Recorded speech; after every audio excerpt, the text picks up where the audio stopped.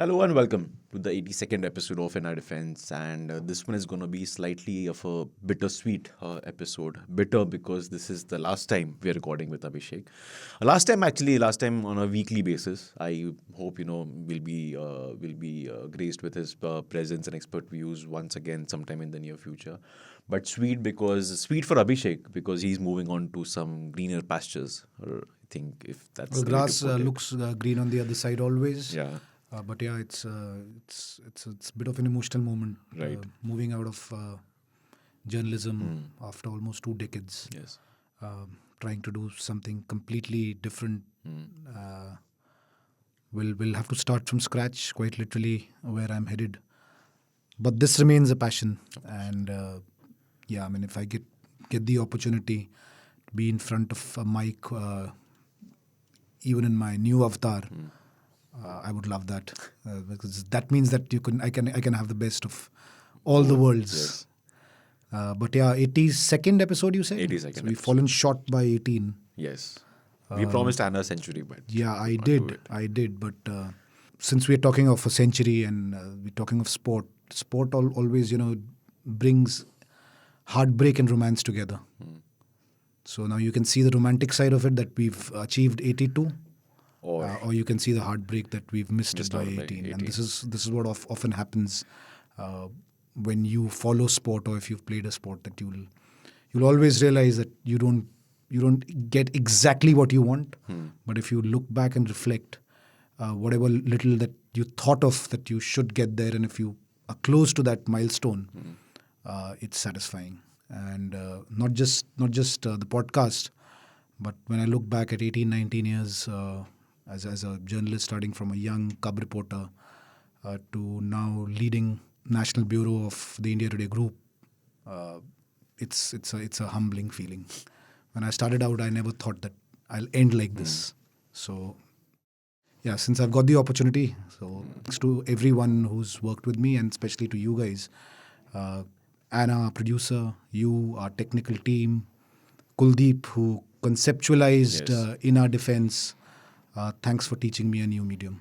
Glad to hear that. Will you still be tracking defense wherever you're going? Or is it going to be... Oh, this is my area of interest. So irrespective of whether that's my professional requirement or not, I will track. You don't track things because they are associated with your profession always. When it happens that that's your area of interest and you also happen to use that domain knowledge for your profession, then that's perfect, and that's what happened with me. It's like watching cricket. I mean, whole of India is crazy about cricket. We are not cricketers. Yeah. So, yeah, I mean, tracking defense is not as crazy, not as religious, if I may say so, as being a cricket fan. But there is some nasha to it, if I can say so. You get hooked on to stories on weapons, technology. And for me, I've always loved the human side of military. A lot of defense reporters, journalists, you see, who you read and you hear, I think talk a lot about the technical aspect of it. While I love the technical aspect of it, and I wouldn't want to say that I'm an expert at it, but I do understand those technicalities fairly decently by now. But for me, the human side of defense stories is what triggers that passion. So there's a human side to a soldier. There's a human side to the soldier's story. The stories of where those soldiers are serving, sometimes quite controversial, quite political. And for me, that's what makes a complete defense story. Nice. I want to just spend a few minutes tracking or recapping actually the three conflicts that we've covered during the course of the 81 episodes that we've recorded. India-China, Russia-Ukraine, and recently Israel-Hamas. I want to talk about China first. Sorry to interrupt. The Yeah. big takeaway here is, which we've discussed, that we don't. India-Pakistan is not qualified as a big Yes. conflict. That's That's one the of things. headline. That's Once the headline. with Yes. this You mentioning this Yeah. is, I think that No, the that's fact true. that we say that India Pakistan we're not bothered, Yeah, we're not bothered. to discuss And that is something we've actually spoken about Yes. on a couple of occasions Yeah. of how, and it's not just us, even at the political level, even at the national discourse level, whether it's the media or whether it's just like people talking about India's issues with its No, neighbors. come elections, and I think Pakistan will find their space in the narrative. But from a military point of view, Military point of view, yeah, it really doesn't matter much these days, especially after we've done the whole what was it called, the ceasefire reiteration of the ceasefire, ceasefire yes, at the LOC. yeah. Right. So talking about China, we haven't spoken about China and the ongoing standoff for a while now because I think of no developments taking place. I'm guessing. I think That's where I tend to Acha. disagree with you. No developments taking place, or is it normalizing of the situation? That's what I was gonna come to. So when the core commanders, are they still meeting every Well, couple they of have not said they weeks? will not meet, Acha. Okay. so I guess they will continue When to was the meet. last meeting? Recently? I think there was one. Been a few weeks or Been a months few now. weeks. Yeah, Okay. I don't remember the exact date, but they've been 19 or 20 now. Yeah, something like that. But we've been pretty clear in our discussions that almost nothing of substance is getting resolved at those meetings. They Yeah. just That's sort why I of say normalizing of the situation. recap what they discussed last meeting, which was anyway a recap of the previous meeting where they basically agreed not to get into a violent brawl or something like that, and just like I don't know what. So normalizing of the situation. What's the way out here? And let's also get a bit political because obviously politics has to play a role with the conflicts like these. You have politicians in the opposition saying, this government has failed on China, especially in terms of the ongoing standoff, that if we were in power, we would do things differently and get this resolved. Is it as easy, just like changing governments and getting it resolved? Because that's my question. Does the change of government and someone saying, I'll be a bit more aggressive, I'll do XYZ, because no one has, by the way, said what they'll do if they come to power and to resolve this standoff. Yeah, what's the solution What's that the they solution? have? Yeah, if you have a solution that you would implement if you were in power, what would that solution be? No one has shown that to us. So is it as easy? Is it even possible? Like, just because a No, different party is in yeah, power. you're right. In this polarized environment that we live in, we are expected to have a very clear stand on things. I don't think the government has failed. I'll be very clear about that. Having said that, I don't think the government has succeeded either. And unfortunately, this is what geopolitics is about. It's not a pass or a fail. It's not a win or a loss. There are stalemates, there are draws, there are ties. There's a victory someday, there's a defeat someday. How you manage it in the longer run will decide whether it was a failure or a success. Now, how long is that long run? How much rope are we willing to give it? My personal assessment is that the more it gets normalized, the more it's advantage China. I'm okay for friction. I'm okay for face-offs happening at the LAC, because I think I've said this before, that when face-offs happen, when there is a scuffle, at least there is. It looks ugly. The two nuclear professional military powers are coming to blows. Something like a Galwan should not happen, of course. But when you see those visuals of Dhakka Mukki and things like that, a little bit of that is fine, because it at least reassures you that you are in a place where China is having problems with. Yeah, basically there's a recognition of the fact that there is an issue. There is an issue. Right now, it's as though If it doesn't happen, and if it's put completely under the carpet, even if it's happened, that's how things get normalized. And this is what China loves. They want to tell not just us but the world that there's no problem. So I think that's at the tactical and the operational level, that's where we need to deal with it. And that's why I feel that information warfare is a very significant aspect of the India-China relationship. We don't want a war. We don't expect a war. But to make sure that a war doesn't happen, you need a little bit of acknowledgement, as you said, to the fact that there is a problem. There is a problem, yeah. Of course, if there is no acknowledgement, there will not be a war. I agree with that.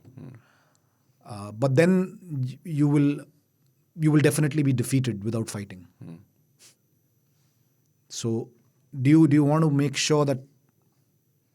I mean, using the term status quo is fraught with inaccuracies and dangers now, because you don't know what status quo is, frankly. So, do we want? When I was about to say, do you want status quo to be changed or not changed? Well, again, status quo has been changed. Yeah. But explain this to me. When you say advantage China, and the reason I ask is because I'm guessing most of our listeners and viewers, we don't know the geography of the place where this standoff is taking place. All right, we know it's high mountains, etc., stuff like that. But what is right now in your assessment, knowing the meetings that have taken place, knowing what units are present, etc., what is the strategic disadvantage that India is at right now? What are we losing? Have we lost land, for example, or are we at the risk of, in the future, losing a crucial aspect of geography that would, come back to hurt us in a future conflict or something like that? Because are there any resources there, for example, natural resources that we are losing out on, stuff like that? See, if you try and understand the geography of the place where frictions have happened, if our viewers and readers want to see it and understand it on a map, I would recommend them doing that, because then things get very clear. As far as Ladakh is concerned, the more territory China eats into or stops you from those particular places from patrolling, they obviously have some kind of a long-term vision which qualifies as strategic interests. And that's why they're doing so. To achieve those strategic interests, first you need to get a tactical advantage. When you get a tactical advantage, that's when you can operate better. And when you operate better, your strategic vision can be fulfilled. That's how warfare works. So, as far as Ladakh is concerned, the Belt and Road Initiative, the CPEC, all of that is close to where all this friction is happening. If India is completely cut off from there, China would look at probably including these areas in that corridor, hypothetically, I'm saying, because if we are talking strategy could be 50, 60, 80 years down the line, and not just right now. Of course. So that's the clear plot in the head, if I can say so. And coming to that, Siachen is something, because India has controlled Siachen. Both Pakistan and China have been at a tactical operational disadvantage. And that's the strategic victory that India had with Operation Meghdoot, controlling Siachen. If Siachen wasn't with us today, all of this friction wouldn't have happened. It's a given. China would have controlled the area. Pakistan and China, we all know, are great friends. It would be a very rosy picture for them to get their work done and to add more pressure on the Indian defenses if required. So this is in the north. Now come to the east, Arunachal, Doklam we heard a few years back. So there's an area called the Chicken's Neck. If the Chicken's Neck is cut off, India's northeast is cut off. And when we say cut off, it's again not just a chunk of land that is cut off, but even your supply lines, your mobilization to some of the forward areas at the LAC can be a problem. So it's not that they are doing it just to gain access to some tract of land. There is a lot of strategic Larger plot. thinking behind it. It's not for vegetation. It's not for, again, people, I think even Nehru said that long back, that not a blade of grass grows there. Why are we fighting? Well, he was a great he had good understanding of geopolitics, but obviously he wasn't a military visionary. And he probably did not understand that why do you fight for a place that where a blade of grass doesn't grow. That was for Ladakh. And you fight for that because if you don't, then one fine day, all those areas where a lot of trees are growing could be accessed by the enemy. Yeah, just because you lost some barren piece of land. Yeah. Uh, so I mean, क्या होगा यहाँ पे फिर? Because I honestly think, and I think we perhaps discussed this in one of our episodes, that there is no way this is getting resolved militarily or at the military level. Because at the military level now, the only option left is to wage a war, like basically, or like physically go and push them off the patrolling points where you don't really have access, or whatever the points are being discussed at the core commander level. But I think at the political level, we also know that China refuses flat out to even discuss this with India. I think. See, this goes back to 1959. Yes, I'm going back. Yeah, exactly. So, क्या होगा फिर? And 1959 led to 1962. Yes. We are lucky that 2020, was it? 2020, yes. The 2020 in Ladakh, we are at the end of 2023, has led to a war. Yet. We are really lucky.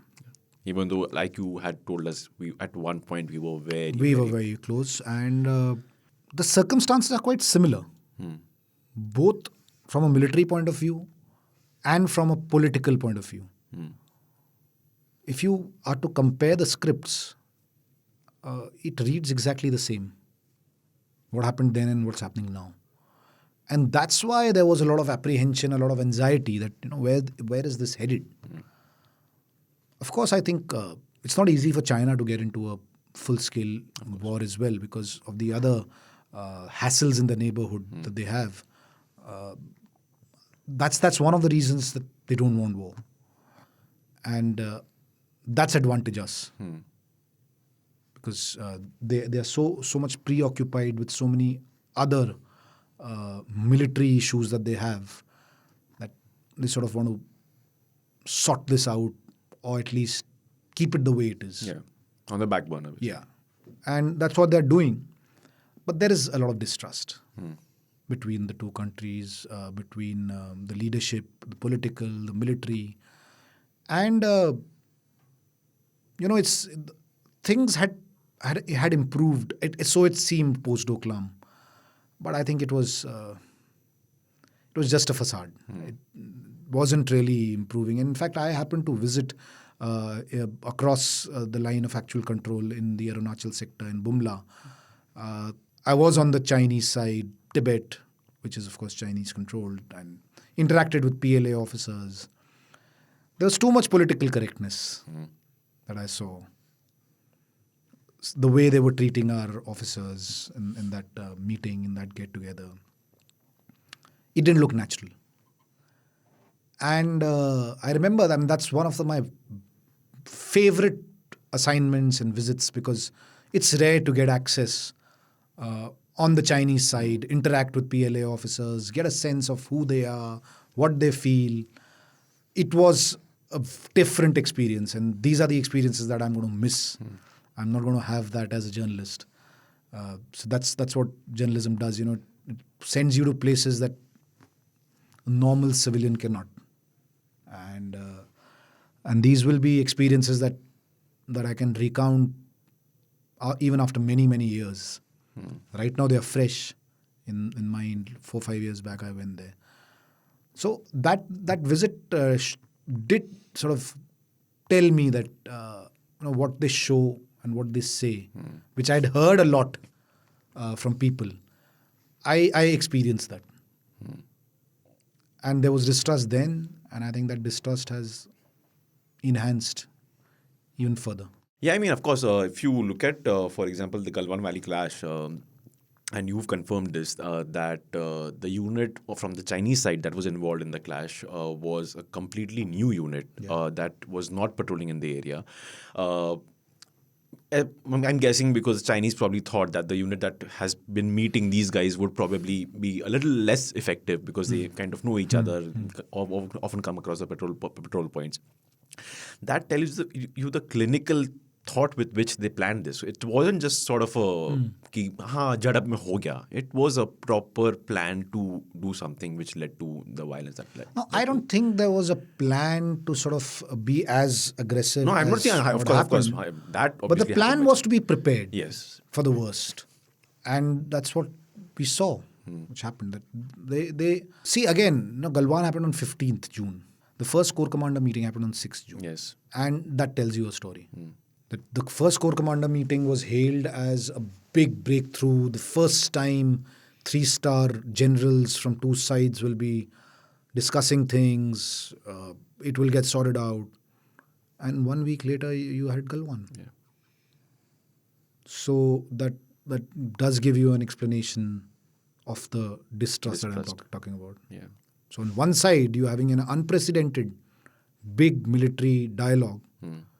And on the other, you're preparing for something as bloody as what happened in Galwan. Give us a bit of the inside scoop, inside track. You said that China is pretty much okay with keeping this on the back burner and letting things be as they are right now because caught up with other things, preoccupied, etc. Do you get a sense even India is? Because there is no violence happening, because there are no headlines of... We don't know whether there's no violence happening. Yeah, good point. But because, there's nothing of the sort of a Galwan happening. There's nothing of the sort of, your land being taken away, at least that we know of. India's also okay, let this be on the back burner. The core commanders will keep meeting and, we'll see what to do with this. See, to be or are there efforts being made? To be true, the military at least are not very happy about what the situation is. Because, as I said, that there are places where Indian troops had access to. You don't have access to those places now. So if that doesn't ring a bell or the red flag, there is a problem. If you're saying to avoid further confrontation, you're okay with not accessing places that you had access to, then what guarantee do you have that 20 years down the line, you will not have access to the places that you have access to today? This is exactly what General Bipin Rawat used to refer to as salami slicing. So I can tell you the army is not pretty happy about it. And it's a catch-22 when the cliches that often used. We are unsure how to deal with it. We did manage to get on those mountain peaks in Ladakh, Rizangla, etc., on the southern side of Pangong Lake. And China was pretty bothered about it. Yes. Because that did give India a huge advantage. We stayed there for some time, but then we came down. As part of an agreement with China. As part of an agreement. So, yes, having said that, it's not that they have not moved back. They've also moved back. On the sly, I believe both sides are actually going and patrolling those areas, at least in some of the places where they get to. They're keeping a close watch on each other's activities. But yeah, nothing spectacular has come to light. It's at least not in the public domain. Yeah.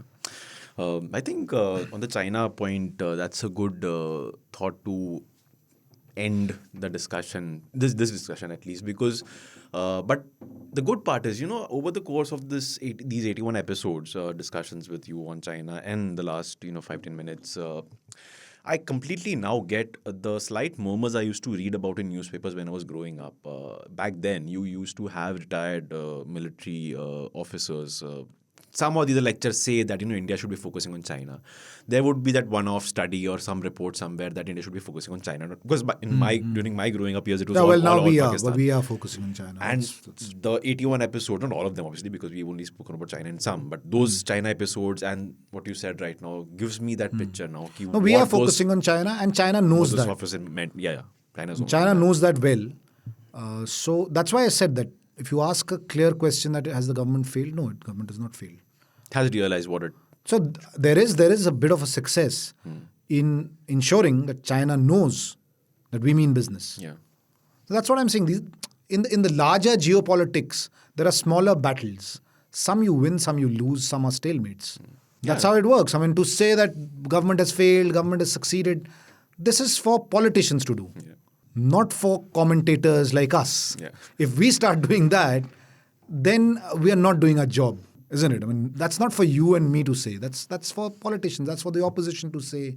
That's for the government to defend. The opposition is well within their rights to put pressure, and government should come out and say, okay, these are our victories. Perfect. Yeah, for all maybe things will change in a way 30 years down the line that two guys doing another episode of In Our Defense, I hope it lasts that long, Yeah. would be talking about what happened 30 years ago. The refocus that India did towards China is the reason perhaps why India is in a good place maybe 30 years down the line. Oh, it's possible. It's very much possible. Because you among several other defense reporters have even though without giving out details, because you obviously cannot, have reported of how the Indian army has massively overhauled its strategy and its resources along China's LAC because of what happened No, in Ladakh. another thing is And that is gonna stay. It's that gonna again, stay. when I said that, I always look at the human aspect. We've traveled to places, we've been with troops to some of these really inhospitable conditions as journalists. Minus 35, 40 degrees. I was there in Sikkim, North Sikkim, a few years back. The morale is amazing. I mean, there are no words to express all of that. So when you come across these guys who are, so high on josh and morale, see, it's a very different kind of a battle. You're not firing bullets every day. There are no shellings happening like they used to happen on LOC, LOC. where death is close by. It's a mind game over there, and everyone who's there, they understand, and that's the one of the great facets of the Indian military is quickly adapting to different scenarios. From an active LOC where you're exchanging gunfire, Yes. to an LAC where you are expected not to exchange gunfire, but there will be a lot of mind games played at every level. So that switch, it's the same troops. It's not as if you have some specialized troops Yes. for this sector Yes. and specialized. It's the same guys, the same infantry units, the same RT regiments, the same air defense guys. All your fighting machinery is exactly the same. It's a very good point. So the way they completely switch, that's something that I found really interesting as a journalist and as an observer of the Indian military. That's a very good point. I'm surprised I never thought of it that way, and it's happened all in a matter of a year or two. Because for something like this to happen, you'd probably have to have years of retraining and No, it's fresh happened. courses. It's not happened in a year or two. It's probably a little longer than that. Okay. But still a they are very short period of conscious, time, and short period of at time. every level. It's not just the commanding officer or the brigade commander. It's the younger junior officers and also the ranks. They are also aware and conscious. So that academic sense of the battle that they are fighting is there. They're not just mercenaries. Which is what, as I said, I always look at human sides to these stories, makes it extremely fascinating. And I can't be more privileged to have interacted with these kind of people in both scenarios. Amazing experiences, yeah. Yeah. Right.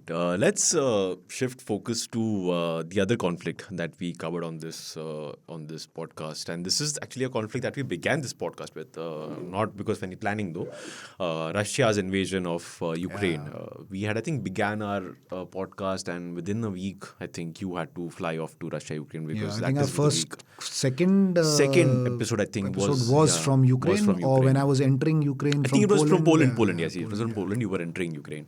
And the reason I want to talk about it, because see, the Israel one is an ongoing conflict that we'll end up covering more of on this podcast. But Russia is of interest to me because Abhishek was there, like he said right now, and also because India has a stake that also has sort of a bearing on the China conflict. The stake being one, oil, economic, and second, military. A lot of hardware imported from Russia, spare parts, etc., come from Russia. Even though, again, that has also been, government is trying to figure out ways to lower the Russian burden.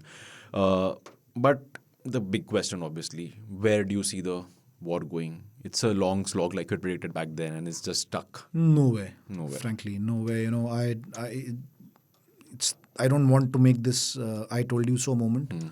But I did tell people that this will be like an LOC, what India, Pakistan.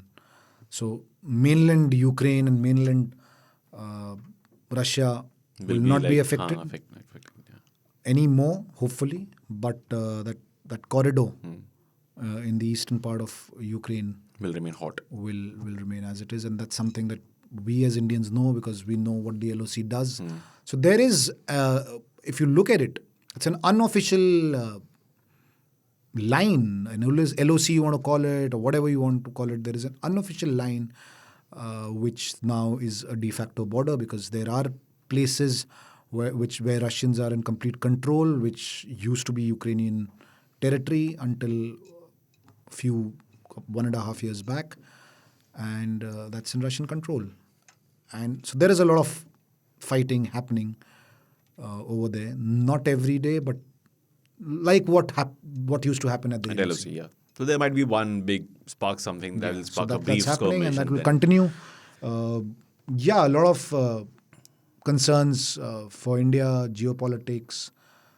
India, because we do deal with Russia when it comes to a lot of our defense requirements, equipment.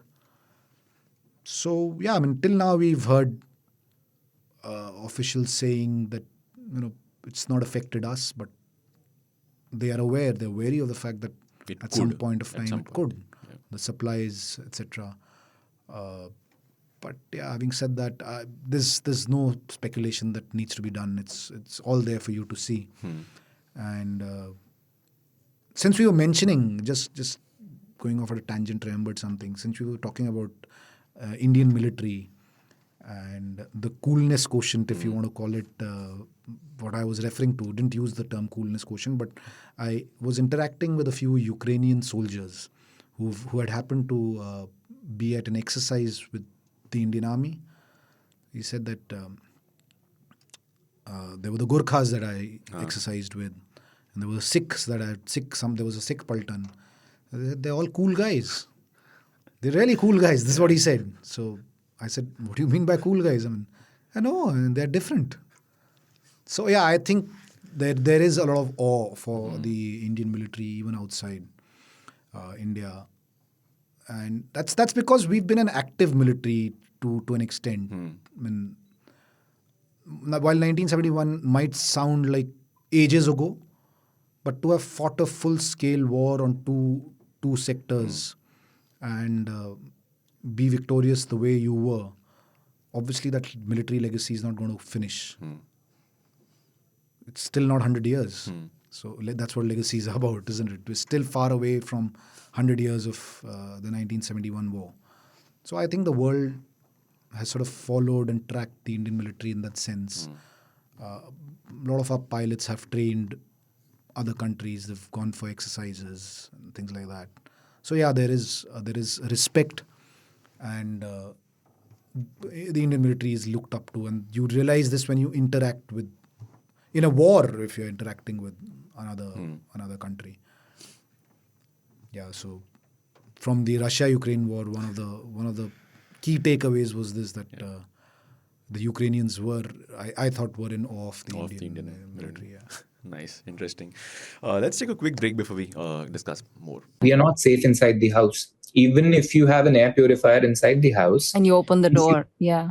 obviously it gets diluted. And then, there's something known as indoor air pollution. So all the walls and all the floors and the roofs and ceilings, they emit a gas which is known as radon. So when you're outside the house, the radon gets diluted. But when you're inside the house, the ambient radon levels are very high. And that is as bad as outside air pollution. So thinking that you are safe inside the house, you've locked up your parents and your kids inside the house, they're safe. Yeah. No, actually radon can be much more harmful than the outer air pollution. So where does one go? One is not safe inside the house. One is not safe outside the house. And as you very rightly said, locking people inside our houses, it's just not practical. Your kids would want to go and play out. Your parents would want to meet their friends in the evening, go to the temple, go to the market. It's easier said than done. And what about plants? There's some people who've been putting a lot of indoor plants, and they say that helps improve the indoor air. Does it help counter radon, for example? Partly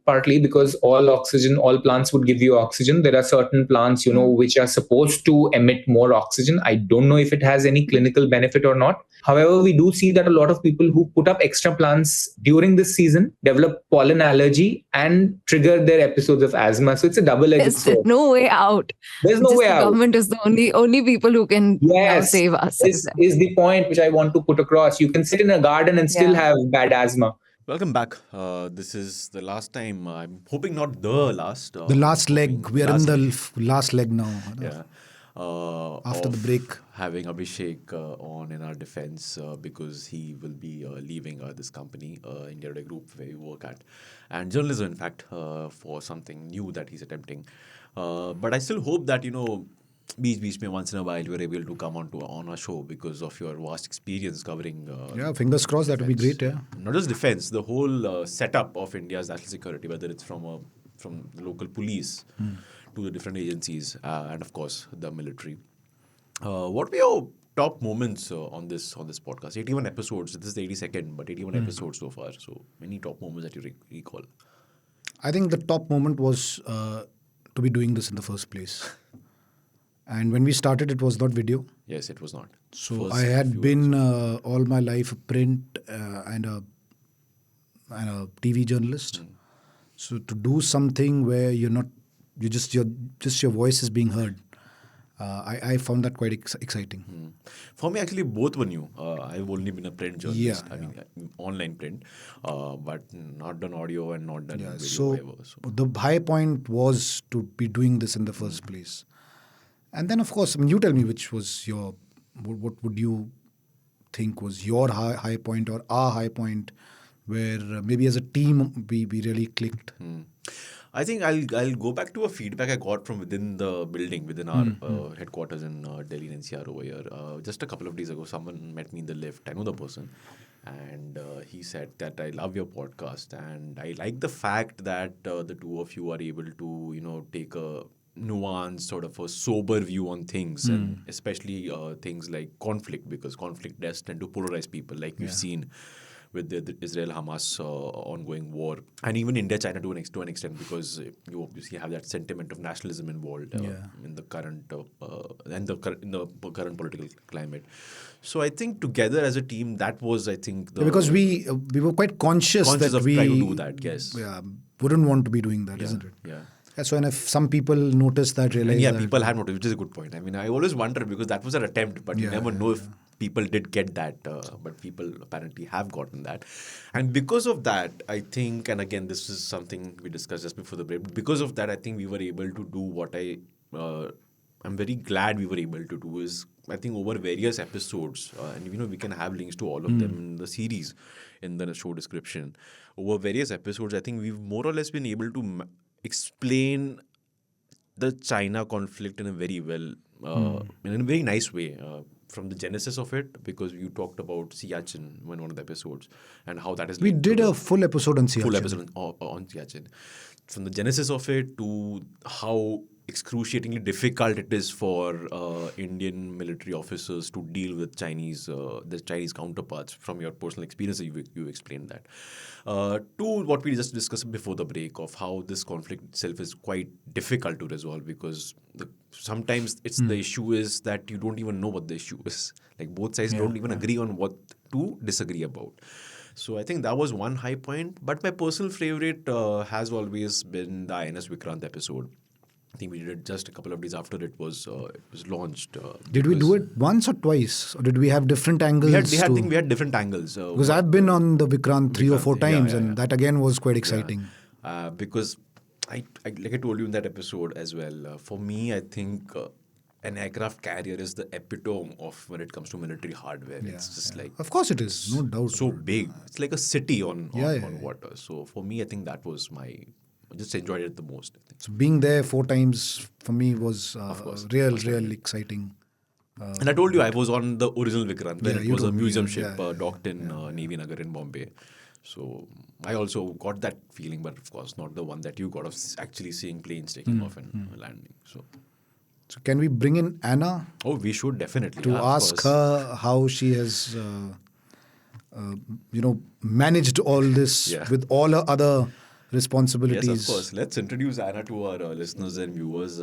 Some of them might actually already know because, by the way, she hosts her own podcast. Yeah, but is that video, Anna? No. No, it is so not. None of this them. is what Anna looks like. This is what Anna is, who's always behind The camera, scenes. behind the camera. Quite always. literally, yeah. And people who are behind the camera and are behind the scenes, they do a lot of selfless work. Yes. Oh, Is really? what I feel, yeah. Wow, that is so. It's actually very nice to be on the other side of the camera because you get to see and manage a lot of other things that listeners and the viewers are not aware of.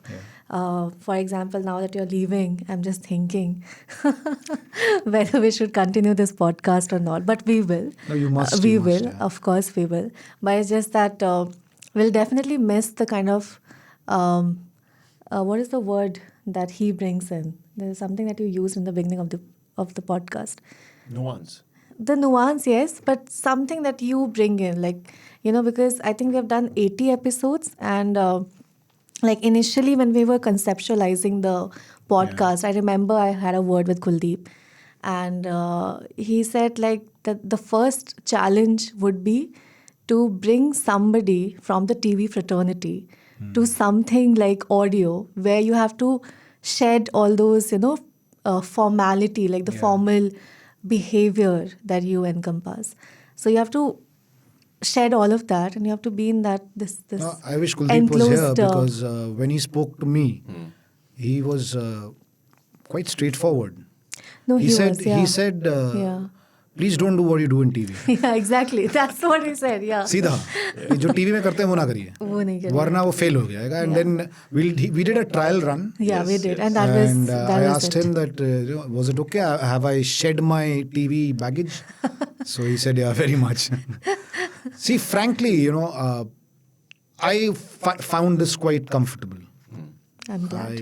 I didn't feel the need to really change myself too much. Yeah, of course, you have a lot of certain constraints when you're on air. You Yeah. cannot be as informal or as casual.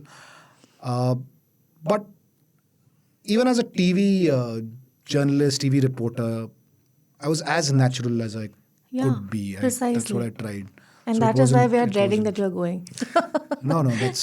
I'm sure you'll find. No, I mean, I can't promise that, but it's just that, I remember when we started this podcast, we were thinking that, okay, when Teen Tal, the other Yeah, podcast, yeah. completed its 100 episodes, I was actually, Yes. visualizing ki, haan, theek hai. So are we will the also closest to complete. 100? Of the English podcast? I Yes, think so. Yes. Are we the closest? Of the English Yeah, ones, we yes. Yes, because I think thanks to, the reason I think because We did love not- doing this so much, we haven't skipped. Probably, the I think episode, one maybe or two one or week. two, yeah, that's it. Yeah. Due to some. Never So had- it's 81, 82, you have overseen all of them. Yes. Which ones are your favorite? I mean, Yes. we must ask you. Yeah. Which ones did you really didn't like? at all. Didn't That's like more at Trash, important. all. yeah, That's very complete important. trash. Complete trash. Where that- you were sort of thinking, why are they wanting to do this? And so you should tell us both. See, I think I can't say completely trash because if it was the scenario, then I wouldn't have probably let it air.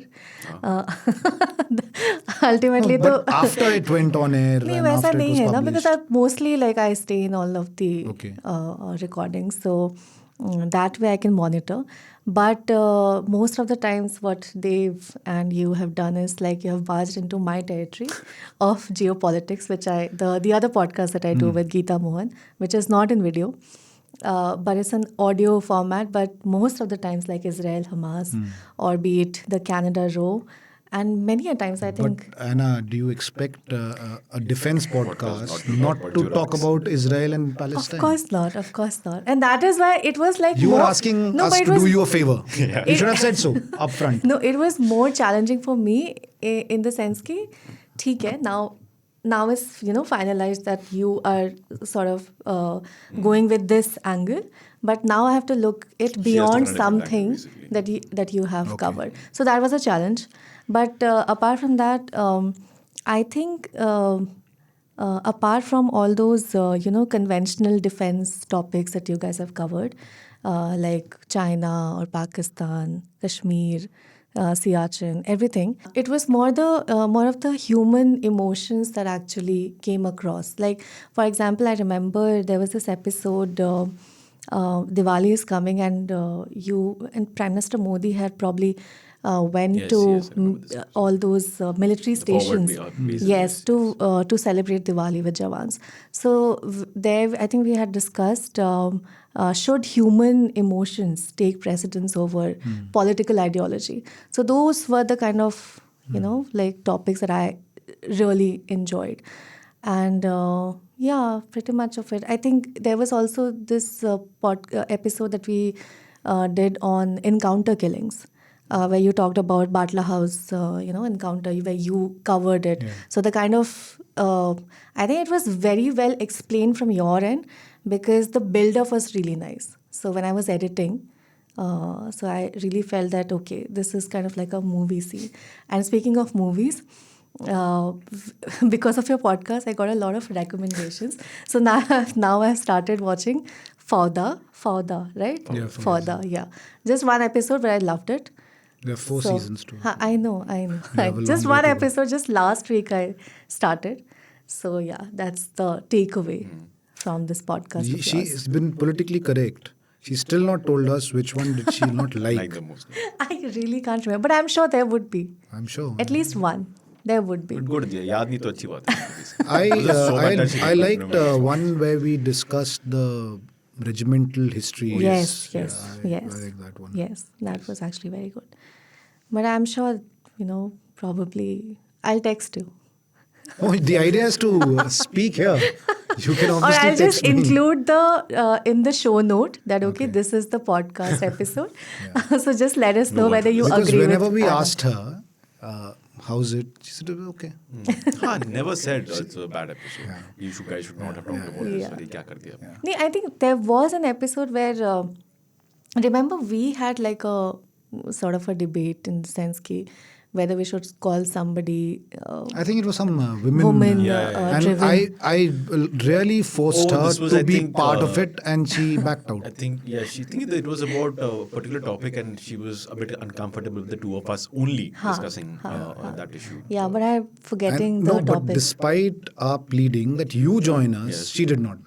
Because backed I out. don't have the expertise. It's not the expertise. This it's is the expertise. it's just Abhishek. speaking I your cannot, mind out. No, but I cannot like sabotage the quality of the podcast. No? No, Being it very wouldn't- modest. It wouldn't have been. Rather, I think it would have been enriched by.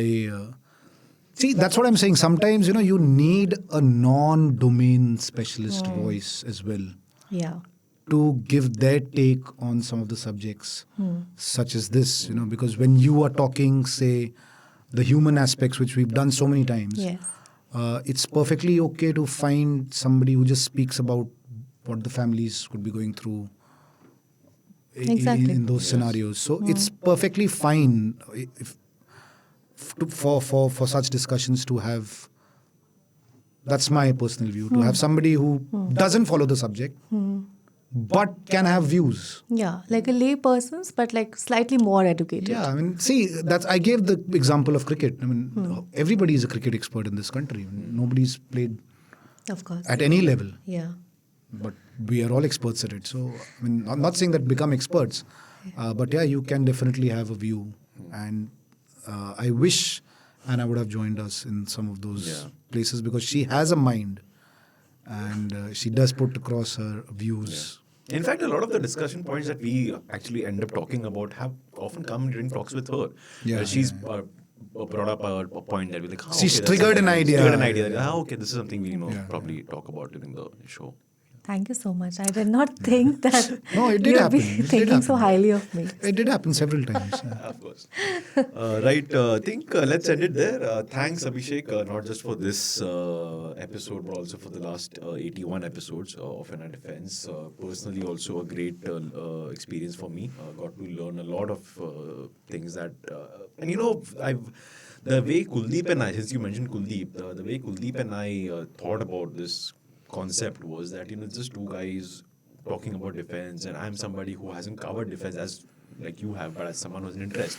So I want to know things and just get to know different aspects of it from somebody who knows actually what it's like. I mean, not as though you've been part of a military, but covered it closely. So for me, it was a good learning experience as well. So No, also another thing that Kuldeep mentioned was that after a few podcasts, your personality should reflect Exactly. in that Yes. podcast. So I don't know if that's happened No, or of not. course it has. Must It have. has. But I was quite conscious about what he said. That my personal Yeah. views and takes, Yeah. likes and dislikes, habits, if they can be exhibited, if the listener and the viewer do get a sense of who we are. So I don't know how far did we achieve that, I think it did. but I it was did come across. quite conscious about it. But that's what this medium is about. No? Yes. It will That's give what- you that. So upfront, that I said space. thanks for Yeah. letting me learn a new Yeah. medium of storytelling. And you never know, you might start a podcast of your own. that's true. You can always do. Yeah, you never You can know. always It's do. quite easy to do actually. Quite easy. Yeah. I wouldn't say it's easy, but yeah, it's finding intriguing topics Ha. Yeah. Yeah. is a challenge where there is so much of duplication happening. There's a dearth of content. That is Yeah. why. So Right. Right. Thanks, Abhishek. Thanks, a lot. guys. Thanks a and lot. like I said, I hope to have you on a one-off episode once again in the future. And for our viewers and listeners, you can also thank and say goodbye to Abhishek in our comments, or you can drop a WhatsApp to us. If you want to WhatsApp us, it's 8588966996. And a short announcement before we end this episode. We'll be taking a short break around Diwali. That's it for this week's Defense Dose. For more, tune in a couple of weeks. Till then, stay safe and do not cross any boundaries with your passport. Bye-bye.